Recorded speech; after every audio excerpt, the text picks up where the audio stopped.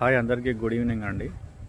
మనం అందరం ఓటు వేసి ఒక నాయకుడిని ఎన్నుకున్నప్పుడు ఆ నియోజకవర్గపు సమస్యలు ఆ నాయకుడు తీర్చకుండా తను మాత్రమే, తన కుటుంబం మాత్రమే, తనకు ఎవరైతే అనుచరులుగా ఉంటుందో వాళ్ళు మాత్రమే ఆర్థికంగా ఎదగడానికి మిగతా వాళ్ళందరినీ పట్టించుకోకుండా గ్రామాలలో ఉన్న ప్రజల క్షేమము కానీ వాళ్ళకు కావాల్సిన గవర్నమెంట్ ఏదైనా కానీ రాకుండా, లేకపోతే చేయకుండా, వర్క్స్ చేయకుండా గవర్నమెంట్ ల్యాండ్స్ కావచ్చు, ఇంకా మిగతా ప్రాపర్టీస్ ఏదైతే ఉంటుందో అది ప్రజలకు ఇవ్వకుండా వాళ్ళు మాత్రమే అవినీతికి పాల్పడుతూ ప్రజలకు చెందాల్సిన డబ్బును మొత్తం ఒక 100 తరాలకు సరిపోను కంటే ఎక్కువ సంపాదించుకొని అవినీతికి పాల్పడుతున్న నాయకులైనా, ప్రభుత్వ అధికారులైనా ఇలాంటి వాళ్లకు తగిన బుద్ధి చెప్పాలి.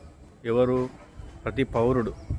ఒక కులానికి, మతానికి, ఈ ప్రాంతానికి, లేకపోతే ఒక పార్టీకి, ఒక నాయకునికి ఒక తాగిపిస్తేనో ఏదో ఆశించకుండా అందరికీ సమానంగా న్యాయం జరిగే విధంగా ప్రతి ఒక్కరూ ఆలోచించగలిగితే మన రాష్ట్రాలలో కానీ, దేశంలో కానీ ఎందుకు ఈ పరిస్థితులు ఉంటాయండి?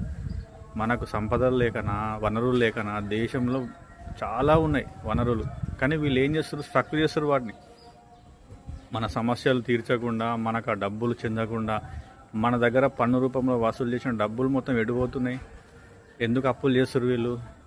వీళ్ళు ఏం చేస్తారు అంటే ఎక్కడికక్కడ బ్లాక్ చేసి పడేస్తారు. ఒక కార్పొరేటరే సిటీలో సుమారుగా 300 కోట్లు, 500 కోట్లు ఒక టర్మ్లో సంపాదించుకుంటుండే ఎమ్మెల్యేగా కానీ, ఎంపీ కానీ, సీఎంలు ప్రతి ఒక్కరు ప్రజాప్రతినిధి అంటే ప్రజలకు మీరు దానం చేయండి, సేవ చేయండి.